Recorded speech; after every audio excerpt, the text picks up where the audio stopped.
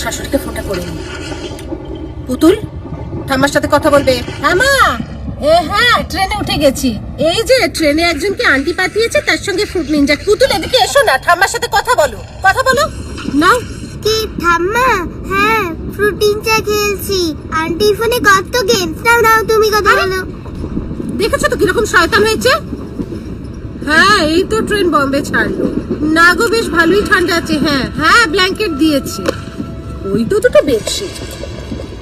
না না না না, শেয়ার করতে হচ্ছে না, এমনি ভালো। একদম একদম নিজের দিদির মতো। আন্টি পাঠিয়ে নিচ্ছে, ওই তো ওর সঙ্গেই খেলছে। না না, ডিনার নেবো না গো, বাড়ি থেকে খাবার এনেছি। ওই মেথি চিকেন, লুচি, ছোট ছোট আলুর দম, শুকনো শুকনো। টয়লেট দুটো ম্যানেজ হয়ে যাবে। তোমার নাতনি তো যা দুরন্ত হয়েছে। বাপরে বাপ, 5 বার ফোন করে সব খবর নিয়েছে তোমার ছেলে। বাবা, বউ গেলে যা, মেয়ে অন্য জিনিস। হ্যাঁ, রাইট টাইমে আছে গো।